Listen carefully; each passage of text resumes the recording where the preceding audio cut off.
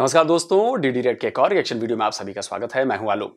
तो आज जो मैं वीडियो आप लोगों के लिए लेकर आया हूं वो वीडियो है अनम शेख का वीडियो है और इसका टाइटल है US sanctions 6 companies in Pakistan, why only Pakistan but not India. तो जैसा कि आप सबको पता है कि अमेरिका ने पाकिस्तान की 6 कंपनियों पर सैंक्शन लगा दिए। जाहिर सी बात है, गड़बड़ झाला, इधर उधर हवाला टवाला ये सब पाया है तो उन्होंने लगा दिया। पाकिस्तानियों की आदत है गड़बड़ी करने की। अब इस पर पाकिस्तान की जनता क्या करिए, मुझे लग रहा है बड़े मजेदार जवाब आने वाले हैं बॉस, बड़े मजेदार। तो वीडियो आखिर तक देखिएगा। चलिए देखते हैं। मेरा नाम औरंगजेब जी। बिल्कुल सही सर। आज का बेसिकली क्वेश्चन मेरा आपसे यह है कि यूएस ने हमारी 6 कंपनीज पर सैंक्शंस लगाए हैं, why only Pakistan not India.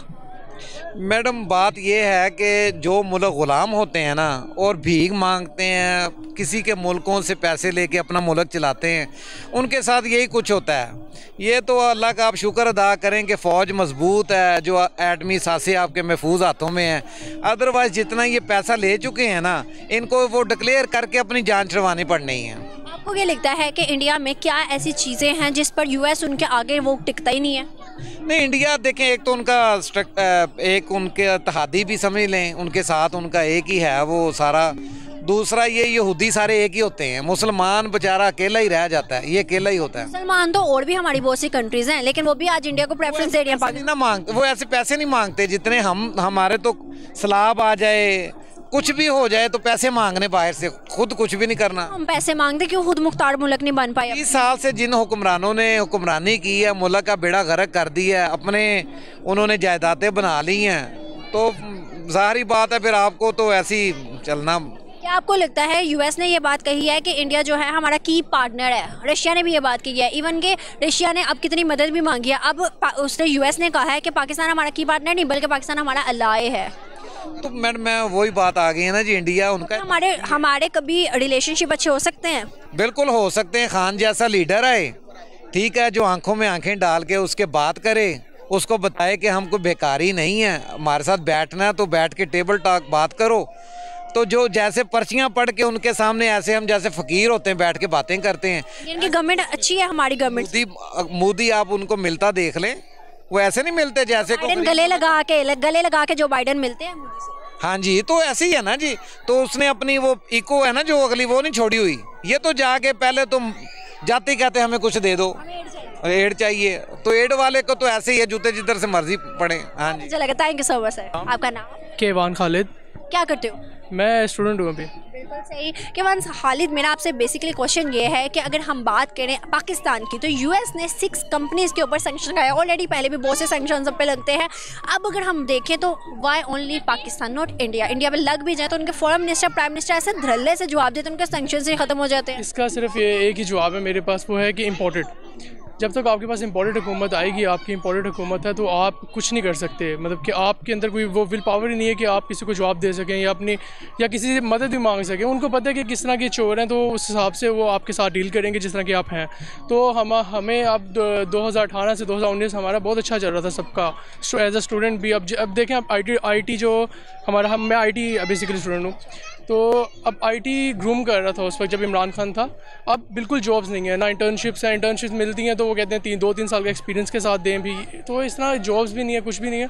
India IT के नाम से कैसे जाना जाता है? इंडिया तो एक बहुत बड़ा क्या नाम है, हब है आईटी का, तो आप उसको कंपेयर नहीं कर सकते पाकिस्तान के साथ उनका, क्योंकि एक ये चीज़ है ना, उनकी इंपॉर्टेंट हुकूमत नहीं है। उनकी ये चीज़ है कि वो उनका जो भी है, उनका प्राइम मिनिस्टर जो भी है, मोदी जो भी है, आई डोंट थिंक सो, मुझे इतना उसके बारे में इतना पता है, लेकिन फिर भी जो भी है वो, लेकिन वो अपने अवाम की ताकत से आया है। इधर इनकी तरह नहीं आया कि अमेरिका की मर्ज़ी से आ गए हैं, तो जो ऐसी मर्ज़ी, जिस तरह के हुक्मरान उस तरह के फिर आपके कुरान पाक में भी लिखा है, जैसी अवाम वैसे हुक्म। जी ऐसे बिल्कुल से। क्या लगता है कि ज़्यादा लॉयल हैं फिर इंडियंस, जो उनके ऊपर हुक्मरान भी लॉयल हैं? देखिए, लॉयल तो हम लोग भी हैं, सब लॉयल हैं, तो हम इसलिए इमरान खान के साथ निकले हैं ना, अदरवाइज़ कौन निकलता है किसी के लिए। तो लॉयल्टी इससे नहीं आप जज कर सकते। लॉयल्टी आप इसे जज करें कि हम इमरान खान के साथ निकले हैं। उधर की आवाम के साथ ऐसा होगा तो वो भी निकलेगी ऐसे, लेकिन हमारा एक कल्चर ऐसा बन चुका है जब से पाकिस्तान बना है कि हम खुद अपना स्टेप को ले नहीं सकते। हमें अवेयरनेस नहीं। बिल्कुल ऐसे अवेयरनेस है तो निकली है इमरान खान के साथ। अवेयरनेस अब आई है, इमरान खान की बातों से आई है, वो लोगों के दिलों में तीर कर रहा है, जो भी कर रहा है बातें वो। तो मेरा कहने का ये मतलब है कि हमें इमरान खान ही चाहिए चाहिए और कुछ नहीं चाहिए। इमरान खान ने बहुत सी बातों में, अपने बहुत सी स्पीच में इंडिया का जिक्र किया, मे भी आपने सुनी हो। उन्होंने हमेशा कहा है इंडियन पॉलिसी बहुत अच्छी है, Indian foreign minister, Indian prime minister, Indian जो बाहर जायदादें नहीं बनाते, मतलब हर चीज़ में हमारे कंपेयर थ्रू इंडिया को किया। क्या सच में इंडिया इस काबिल है? देखिए ये अगर आप इसको कंपैरिजन करें तो कंपैरिजन करना बुरी बात नहीं है। आप किसी भी दुश्मन, आपका कोई, मैं कहता हूँ कि ईंट कुत्ते का भी वैर हो जिसके साथ, वो भी आप उनके साथ भी आप कर सकते हैं कंपैरिजन। लेकिन बात ये है कि वो इस काबिल हैं कि उनको डिस्कस करते हैं ना। अब जब हम इस काबिल बनेंगे हमें भी वो लोग डिस्कस करेंगे। सिंपल सी दुनिया आज उनका नाम लेती है। इवन के रशिया ने उनसे एक्सपोर्ट करने का खुद कहा। 80 कंट्रीज़ है जिनके साथ इंडिया जो फ्री ट्रेड एग्रीमेंट कर रहा है, 6.5 दर्जन से ज़्यादा। हम लोगों ने आज तक हिस्ट्री में कभी अपना सुना ही नहीं कि पाकिस्तान ने किसी भी मुल्क से फ्री ट्रेड एग्रीमेंट, हमें तो मोस्टली पता भी नहीं है फ्री ट्रेड एग्रीमेंट होता क्या है। फ्री ट्रेड एग्रीमेंट ये ना कि देखें, इमरान खान गया था जब रूस से, फ्री ट्रेड एग्रीमेंट था ना कि पाकिस्तान के, आप पाकिस्तान इकॉनमी में आप सेल परचेज़ करेंगे जो भी चीज़ें हैं। तो ये आज़ाद खारजा पॉलिसी थी जिस पे इमरान खान को काम करने नहीं दिया, काम नहीं करने दिया। तो ये तो फिर आपकी नाअहली है, हुकूमत की नाअहली है। ये इस वक्त की हुकूमत जो है, जो हम पे मुसल्लत कर दी गई है, पता नहीं किसने की है। तो हमारे तो बस यही है कि हम सब तो उनके लिए यही कर सकते हैं। बात करें, एक आखिरी छोटा सा सवाल है, अगर हम बात करें, क्या हमारे बिलावल भुट्टो वो एक कहते हैं ना कि अट्रैक्शन रखते हैं बात करने की, जो कि वहाँ के एस शंकर रखते हैं, जो फॉरेन मिनिस्टर दोनों मुल्कों के हैं, वहाँ के इंडिया के, यहाँ के पाकिस्तान। सॉरी, मैं इस पर डिस्कस नहीं कर सकता। ये वो मुझे इंसान ही बुरा लगता है, वो बिलावल भुट्टो जो है, उसके बारे में डिस्कस ही नहीं कर सकता। वो जो बंदा कहता था कि मेरे नाना को उसकी माँ के, उसकी अम्मी के साथ क्या किया था बेनज़ीर भुट्टो के साथ इन लोगों ने, उसके साथ ही जाके बैठ के, तो मैं उसको क्या बात करूँ। ठीक है, अच्छा लगा, thank you so much. Khalid Mahmood. Sir, आज का बेसिकली क्वेश्चन मेरा आपसे ये है, यूएस की अगर हम बात करें तो उसने हमारे पाकिस्तान में 6 कंपनीज के ऊपर सैंक्शंस लगाए हैं। ये पहली दफ़ा नहीं है, बहुत से पहले दफ़ा भी हमारे ऊपर सैंक्शंस लग चुके हैं कि हम इधर से ट्रेड नहीं कर सकते, इससे ये नहीं ले सकते। लेकिन why only Pakistan, not India? India पर लगते भी हैं तो आगे से उनके मुंह तोड़ जवाब आता है कि हम आज़ाद मुल्क हैं, हम क्यों नहीं कह पाते? अब देखिए, ऐसे ही हमारे जो थिंक टैंक्स हैं ना, उन्हें ये सोचना चाहिए कि देखिए लास्ट 75 ईयर्स में ऐसे ही हमारे साथ हो रहा है, और जब भी हमारे साथ ऐसा होता है हम जस्ट उसका कोई लेम एक्सक्यूज़ बनाकर उसको पास आउट कर जाते हैं, बाद में फिर वही कंडीशन बनती है। उसकी रीज़न ये है कि दुनिया में अल्लामा इकबाल का वो शेर है ना, है मर्गे जुर्म ज़ईफ़ी की सज़ा मर्गे मुफाजात, यानी जो शख्स बहुत ही वीक होगा, फाइनेंशियली कमज़ोर होगा, फिज़िकली कमज़ोर होगा, तो हर शख्स का उसी के ऊपर दबाव हर सूरत में चलेगा। सर, हमारे पॉलिटिक्स ना यूएस को खुश करने के लिए किसी और मुल्क को नाराज़ कर देते हैं, क्यों? अब देखिए, हम टोटली डिपेंड करते हैं फॉरेन एड के ऊपर। हमारा सरप्लस डेस्ट इतना हो चुका है कि अगर हमने कोई बैरूनी एड नहीं मिलेगी, हमारा बजट कंप्लीट ही नहीं होगा, स्टार्ट ही नहीं हो पाएगा हमारे पास। अभी हम IMF के अंदर चल रहे हैं, उससे पहले हम टर्की से निगोशिएट कर रहे हैं ताकि उनसे लोन ले सकें। हम UAE से ट्राई कर रहे हैं, चाइना से ट्राई कर रहे हैं, सऊदी अरेबिया से ट्राई कर रहे हैं। तो हम देखिए इतने बहुत सारे इशूज़ हैं, तो हम ज़ाहिर बात है फ्रंट फुट पे खेल ही नहीं सकते। तो क्या लगता है इंडिया के डेवलपमेंट, क्या लगता है कि इंडिया जो डेमोक्रेसी रखता है वो भी एक आज़ाद और अलग है, क्यों? देखिए, किसी भी मुल्क की प्रोग्रेस के लिए सबसे अहम चीज़ है अदल, इंसाफ जब तक नहीं होगा। अब इंसाफ में बेसिकली तो हम यही कहते हैं कि मजलूम को इंसाफ मिलना, इंसाफ में ये भी शामिल है कि जालिम को भी इंसाफ मिले। यानी अगर जालिम जुल्म करता है ना, अगर उसके जुल्म के खिलाफ उसके साथ ट्रीटमेंट नहीं होती तो ये उसके साथ भी नाइंसाफ़ी है। क्या आपको लगता है वहाँ पर करप्शन नहीं है? क्या आपको लगता है वहाँ पर इंसाफ है? पाकिस्तान से कंपेयर करें तो करप्शन बहुत कम है। लेकिन पाकिस्तानी तो ऐसा नहीं मानते। नहीं, हम मानते नहीं ना। देखिए, हमारे पॉलिटिशियन जितने भी हैं ना, उन्हें ये चीज़ बात फैला दी है। अब देखिए, हमजा साहब एक बार कह रहे थे करप्शन होती है, होती रहने दें, इसके खिलाफ इतना प्रोपेगेंडा नहीं करना चाहिए। तो असल बेसिक जो है ना, जड़ वो जिहाद अली का कॉल है ना कि आप काफिरों के साथ मुआशरे में रह सकते हैं, लेकिन ऐसा मुआशरा जहाँ अदल ना हो आप सर्वाइव नहीं कर सकते। इवन कि हमारे पाकिस्तानी अवाम की ये अवेयरनेस है, वो कहते हैं खाता तो लगाता भी है। आप देखिए, ये तो वो बात है ना, यानी कि आप एक चोर को डिफेंड कर रहे हैं। मैंने चोर इस सेंस में नहीं कह रहा, अगर वो प्रूव हो तो वाकई फिर कहना चाहिए, अभी उनके ऊपर एलिगेशंस ही हैं। लेकिन फिर भी अब देखें, इसका मतलब हम मेंटली तौर पर एक्सेप्ट कर चुके हैं। मेरे ख्याल में इसमें जो सबसे अहम बात वो ये है ना कि देखें, हदीस पाक है कि इंसान जो है अच्छाई और बुराई से, अच्छाई करने की कोशिश करता है अल्लाह के खौफ से, और बुराई से बचने की कोशिश करता है अल्लाह के खौफ से। हमारे दिलों से अल्लाह का खौफ निकाल दिया गया है। जगह जगह पे लोग जन्नत बांट रहे हैं। वो कहता है कि एक काम कर दें आपको फला जन्नत मिल जाएगी। जब इतनी आसानी से जन्नत मिलेगी तो कभी भी कोई शख्स नेक अमल करने की कोशिश नहीं करे। मैं अपने पॉलिटिक्स और अगर इंडिया के पॉलिटिशियंस की बात करूँ, करंट मोदी की गवर्नमेंट में उनके रिजर्व्स बढ़े हैं। मोदी की गवर्नमेंट में 5th लार्जेस्ट इकोनॉमी है। मोदी की गवर्नमेंट में जम्मू एंड कश्मीर में टूरिस्ट ज़्यादा गए हैं। मोदी की गवर्नमेंट में बहुत से ऐसे मुल्क के लिए काम हुए हैं, बट हमारे नहीं। क्या कंपैरिजन करेंगे? उसकी एक रीज़न ये भी है कि हमारी एक आवाम का भी ख़ास एटीट्यूड है। देखिए, अगर किसी शख्स ने 2 रोड्स बना दी हैं उसने अगर उससे ज़्यादा करप्शन कर लिया तो वो ज़्यादा फेवर्ड काउंट होगा। दूसरा शख्स जिसने रोड्स नहीं बनाई लेकिन करप्शन नहीं की, वो बेचारा वैसे ही बैकग्राउंड में चला जाएगा। इंडिया में ऐसा नहीं है, वहाँ लोग कम से कम सोच समझ के वोट देते हैं। हमारे यहाँ ये ट्रेंड एक भेड़ चाल चल रही है। अगर यानी कि अब हम देखेंगे एक शख्स थोड़ा सा पॉपुलर है तो सारे लोग उसी के पीछे चल पड़ेंगे। और यहाँ देखिए फिर उनके ऊपर प्रेशर होता है पॉलिटिशियंस के ऊपर कि हम कुछ ऐसे काम कर दें जो नेक्स्ट हम सेल कर सकें नेक्स्ट अपने यानी कि इलेक्शन से पहले। क्या देखिए, ये बात तो इस भाई से मैं अग्री करता हूं कि इंडिया में लोग ना सोच समझ के वोट देते हैं। इसका सबसे ताज़ा एग्जाम्पल अभी आया है। गुजरात में लगातार बीजेपी जीती, बम्पर जीती। गुजरात पीएम मोदी का गृह राज्य है और वहां पर बम्पर जीत मिली। वहां ये आम आदमी पार्टी वाले गए, कांग्रेस ये कर देंगे वो कर देंगे। इनफैक्ट अरविंद केजरीवाल तो लगातार दावा करते रहे कि इस बार सफाया है बीजेपी का, झाड़ू चमकेगी, ये है वो है, सब कुछ है। लेकिन हुआ क्या? वही ढाक के तीन पात। बीजेपी ने वहां पर बम्पर जीत पी, सबका साफ हो गया मामला। इसके उलट हिमाचल प्रदेश में भी चुनाव थे, वहां पर बीजेपी की सरकार थी, लेकिन हुआ क्या?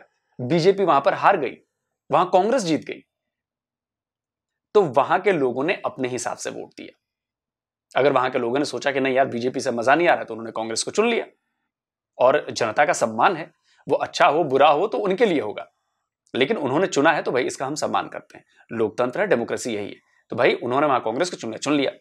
इधर दिल्ली में म्युनिसिपल कॉर्पोरेशन के जो लोकल इलेक्शन होते हैं वो थे, वहां पर आम आदमी पार्टी जीत गई। यहां भी लोगों ने वोट दिया आम आदमी पार्टी को, यहां पर बीजेपी को वोट नहीं दिया। तो आप देखिए कि 3 जगह पे 3 चीजें हुई, 3 पार्टियां जीती। यह है डेमोक्रेसी। और इसीलिए इंडिया का वोटर बड़ा समझदार है, उसको जहां पे जिस मुद्दे की जरूरत होती है उस हिसाब से वोट करता है। बाकी देखिए नफा नुकसान सब अपना सोचते ही हैं, और नफा नुकसान आगे चल के देखता है तो फिर वो बदल देते हैं। हिमाचल में तो खैर इतिहास रहा है कि हर बार जो सत्ता है वो पलट जाती है, 5 साल ये रहेगी 5 साल वो रहेगी, तो वो चलता रहता है। लेकिन फिर भी डेमोक्रेसी हमारे यहाँ बहुत मजबूत है और लोग बड़े सुलझ, किसी जज्बात में बह के वोट नहीं देते हैं लोग। अगर बीजेपी को वोट मिलते हैं अभी, अगर मैं लोकसभा इलेक्शंस की बात करूं जो ऑल ओवर इंडिया होती हैं सेंट्रल के लिए, उसमें भाई लोगों को रोड दिख रही है, बिजली दिख रही है, इंफ्रा बढ़ रहा है, नई नई ट्रेनें आ रही हैं, नई नई चीज, मतलब कुछ ना कुछ काम होता हुआ दिख रहा है। नए एम्स खुल गए, नए कॉलेजेस खुल गए, नए अस्पताल खुल रहे हैं, तो सोच समझिए इसलिए वोट पड़ा। कल को अगर ये बंद कर देंगे काम करना, वोट नहीं पड़ेगा, मोदी जी को हारना पड़ेगा अगर काम नहीं करेंगे। तो यही फर्क है। मुझे लगती है कि हम लोग पहले 100 कंट्रीज़ में भी नहीं आते इकोनॉमिकल वाइज। अगर हम देखें हमारे लिटरेसी रेट बहुत डाउन है इस टाइम। यहाँ अनएजुकेटेड बंदे इतने ज़्यादा हैं इस टाइम, इतनी ज़्यादा लिटरेसी कम है कि मैं बता नहीं सकती। आप अगर देखें तो इंडिया में ऐसा नहीं है, वहाँ रेडी वाला भी आपका कम से कम BA वो FA पास होगा, उनके पास भी इतनी नॉलेज होगी, उनके पास भी इतना IT का वो एक वो कहते हैं ना कि आप उसके पास जाओ, के पास कैश नहीं है तो आप उसके स्कैन करके भी उनको पेमेंट कर सकते हो। मतलब इतनी उनको फैसिलिटेट किया हुआ है। क्यों हमारे यहाँ क्यों इतनी अनएजुकेटेड है? ये बात तो आपकी बिल्कुल ठीक है। पहली बात है कि एजुकेशन तब आती है जब एजुकेशन की आप थोड़ी सी यानी जो फील करें, अपने अंदर वो डेफिशिएंसी फील करें कि एजुकेशन से हम कुछ बेटर हो सकते हैं। पहली बात तो हमारे अंदर वो फीलिंग ही नहीं है। आप यहाँ बहुत से लोगों को देखें, वो कहते हैं जो पढ़ रहे हैं आप पैसा वेस्ट कर रहे हैं, इससे बेटर 12 से 13 साल की उम्र में बच्चों को किसी जगह पर लगा दें, वो 20 से 22 साल में एस्टेब्लिश हो जाएगा। हमारे यहाँ यूनिवर्सिटी की डिग्री 26 साल बाद कंप्लीट होती है। अच्छा, उन्होंने जो 2 साल की थी वो भी 4 साल की कर दी। और हमारी जो एजुकेशन है वो किस स्टैंडर्ड किया, अब वहाँ से अंदाज़ा लगा सकते हैं हमारी मैट्रिक कैसी, हमारी FSC कैसी, हमारी यूनिवर्सिटी लेवल क्या। यानी एक एजुकेशन बहुत कम है, फिर दूसरी वो भी इंतहाई लो स्टैंडर्ड है, प्रैक्टिकल है ही नहीं। एग्जैक्टली ऐसे। मोदी ने ना एक बयान दिया था, उसमें उसने कहा था कि भाई पाकिस्तान से अगर कोई भी आता है ना अपनी तालीम हासिल करके एक डिग्री लेके, तो भाई उनको रिजेक्ट कर दो, उनको कहो कि आप वो डिग्री आप वो पढ़ाई दे रहे हो जो हम 100 साल पहले पढ़ा चुके हैं। अब देखिए हमारी FSC की बुक्स आज से 24 ईयर्स पहले पब्लिश हुई थी, जस्ट उनका फ्रंट पेज चेंज किया जाता है, सेम बुक्स चल रही हैं हमारे। तो अभी भी कितने इंडियन ऑथर्स पढ़े? जी बिल्कुल ऐसे ही। अब इंडिया तो हमसे बहुत आगे, इस सेंस में बहुत आगे है। हाँ देखिए, हम जो है जिस चीज़ में इंडिया को डिफीट दे सकते हैं, मुझे ये है कि चलो हम एक मजहबी मुल्क हैं, एक इस्लाम वाला जज्बा है। मजहबी अगर हम देखें ना 25 करोड़ से 35 करोड़ है वहाँ पे मुसलमान भी वहाँ ज़्यादा है। लोग सवाल करते हैं कि भाई तुम लोग जो हो एक छोटा मुल्क होने के बाद भी तरक्की नहीं की, और हम लोग अगर सवाल करें ना लोगों से, पाकिस्तानियों से, वो कहते हैं हम छोटा मुल्क है इसलिए नहीं तरक्की करें। हाँ देखिए, उसमें तो बेसिकली बेईमानी। अब देखिए बेईमानी करप्शन का मतलब ये नहीं कि सियासतदान ही करते हैं, हम सब करते हैं। अब देखिए, हम दिन में कितनी बार बिलवदा झूठ बोल देते हैं, कभी हमने नहीं सोचा ये भी एक किस्म की करप्शन है। अगर हम झूठ बोल सकते हैं इतनी दलेरी के साथ, हम कोई भी छोटी मोटी बुराई दलेरी से कर सकते हैं। वो अल्टीमेटली एक चेन चल पड़ेगी और हम अल्टीमेटली वो स्टेज पे चल जाएंगे जहाँ कोई रिकवरी का चांस नहीं। पाकिस्तान के साथ इंडिया का आने वाला फ्यूचर कैसा आप देखते हैं? देखिए, अब उम्मीद है थोड़ी सी कि पाकिस्तान में अब थोड़ी सी यानी कि लोगों में अवेयरनेस आ रही है। कम से कम लोग करप्शन के खिलाफ बात करते हैं। इसका मतलब ये है कि हम आगे कुछ ना कुछ डायरेक्ट यानी कि जो सही डायरेक्शन में जा सकते हैं। तो पहले तो ये था कि जो करप्शन वाले थे वो विक्टिम के निशान बना के बाहर निकलते थे। इसका मतलब हमें उम्मीद ही नहीं थी कि हम बेटर हो सकते हैं। अब उम्मीद है, उनमें सारे पॉलिटिशियन जितने भी हैं उनको सबको अपना रोल प्ले करना चाहिए, लेकिन हमें ये सोचना चाहिए कि हम उसी पॉलिटिशियन को सिलेक्ट करें जिसमें कुछ बेसिक गट्स हों, यानी कि एक करप्शन के वाला कंट्री ना हो। सेकेंडली ये कि वो बंदा कुछ रोड मैप आपको दे सके, यही ना कि वही 20 साल पुरानी तकरीरें हमारे सामने दोहराई जाएं, हम दोबारा उसके पीछे चल पड़े। वो भी किसी से लिखवाई। बिल्कुल ऐसी, हाँ ये भी बात बिल्कुल ऐसी है। बहुत अच्छा लगा, thank you so much. Hope so viewers कि आपको वीडियो पसंद आई होगी। अगर आपको हमारी वीडियो पसंद है तो हमारे चैनल को सब्सक्राइब करके बेल आइकन का बटन दबा के शेयर करना ना भूलिए। इसी के साथ मुझे दे इजाजत, मैं आपसे मिलूंगी कल एक नई वीडियो एक नए कंटेंट में। तब तक के लिए अल्लाह हाफिज़। चलिए दोस्तों, वीडियो ख़त्म हो गया और मैं इंतज़ार कर ही रहा था कि यार अब तक मज़हब की बात नहीं आई, अब तक इस्लाम की बात नहीं आई। मुझे बात समझ में नहीं आती कि हर जगह पे आप लोग मज़हब क्यों घुसाते हो। अब उन्होंने कहा कि हम भारत को टक्कर दे पाएंगे, मजहबी रूप से टक्कर दे पाएंगे, इसका क्या पैमाना है, क्या मतलब है इसका? हर बार आपको ये साबित करने की जरूरत क्यों पड़ती है कि मेरा मजहब सबसे बेस्ट है, तुम्हारा नहीं है? ये क्यों साबित करने की जरूरत पड़ती है? बार बार साबित उनको करने की जरूरत पड़ती है जो फेल होते हैं कि नहीं मैं तो बेहतर हूं, मैं तो बेहतर हूं। जो कम नंबर पाते हैं, जो थोड़े से उनको पता है कि मैं थोड़ा सा कमजोर हूं। यही आपके साथ हो रहा है। ऐसा मत करिए। ऐसा करने से आपके मजहब की और छीछालेदर होगी, और हो रही है पूरी दुनिया में। अब आप सोचिए कि आपके पूर्व प्रधानमंत्री इमरान खान मोरक्को की जीत को मुस्लिम इस्लाम की जीत बता रहे हैं। तो अगर इस लॉजिक से हम चले, उन्होंने बताया भी फीफा वर्ल्ड कप चल रहा है, उसमें उन्होंने बकायदा ट्वीट करके ही बताया। तो अगर इस लॉजिक से चले कि एक टीम जीत गई फीफा वर्ल्ड कप में, सेमीफाइनल में पहुंच गई, तो पूरे मुसलमानों की जीत बता रहे हैं। तो क्या इस तरह जे हजारों लाखों जो आतंकवादी हैं, मुसलमान आतंकवादी, वो चाहे उसामा बिन लादेन हो, चाहे जकीर रहमान लखवी हो, चाहे हाफिज सईद हो, ये जितने हैं अलकायदा वाले, ये वाले, तो क्या फिर पूरा इस्लाम ही आतंकवादी घोषित कर दे? इस लॉजिक से चला जाए तो नहीं होगा ना ऐसे। तो अगर ऐसा नहीं होगा तो आप इसे कैसे कह सकते हो कि भाई वो इस्लाम की जीत है? पता नहीं यार, आप लोगों को क्यों इस मजहबी सोच से बाहर नहीं निकलना है, और क्यों अपने आप को सबसे बेहतर जबरदस्ती साबित करवाना है, जबरन, जिसे कहा जाता ना जबरन, वो काम आप करना चाहते हो। दूसरी बात कि इंडिया ने सोचा कि उसे करना क्या है, इंडिया के लीडरशिप ने सोचा कि उसे करना क्या है। अगर उन्होंने नहीं सोचा होता तो आज हमारे एजुकेशन की नींव इतनी ज्यादा, मैं कहता हूं परफेक्ट एजुकेशन नहीं है, प्रॉब्लम्स हैं, लेकिन हम उन प्रॉब्लम्स से सीखते हैं, हम उन प्रॉब्लम्स को पहचानते हैं, उन प्रॉब्लम्स को स्वीकार करते हैं और फिर उन्हें ठीक करने की कोशिश करते हैं। हम चीजों को बदलते रहते हैं, हम चीजों को फॉरवर्ड लुकिंग में चलते हैं कि भाई भविष्य में ये चीज होने वाली है। अब देखिए, सेमीकंडक्टर में इस समय बवाल मचा हुआ है पूरी दुनिया में, ताइवान और चाइना की वजह से। इंडिया ने इस अपॉर्चुनिटी को पहचान लिया और फौरन उन्होंने ताइवान के साथ डील कर ली है। पता बिलियंस ऑफ डॉलर्स की डील हुई है फॉक्सकॉन के साथ और वेदांता ग्रुप की। गुजरात में प्लांट लगेगा, इधर उधर और भी प्लांट्स लगेंगे।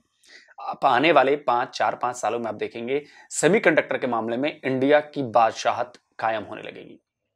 $300 बिलियन से ज्यादा का अगले 5 साल में कारोबार का लक्ष्य रखा गया है और ये शायद पूरा हो जाएगा। आप समझ रहे हैं, $300 बिलियन, करीब इतनी आपकी जीडीपी है पूरे पाकिस्तान की, और हमारा एक सेक्टर में इतना बिजनेस होगा। तो ये फर्क है सोच का, विजन का, लीडरशिप का।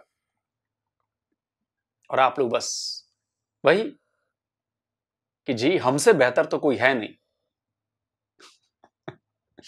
हर जगह आप लोग इस्लाम के पैरोकार बनने लगते हैं। अरे भैया, रिलीजन एक इंडिविजुअल मामला है, होने दीजिए, हर चीज में मत घुसाइए। इसलिए लोग आप पर हंसते हैं, पूरी दुनिया हंसती है आपके ऊपर।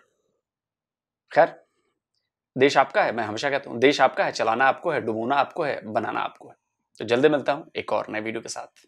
नमस्कार, जय हिंद।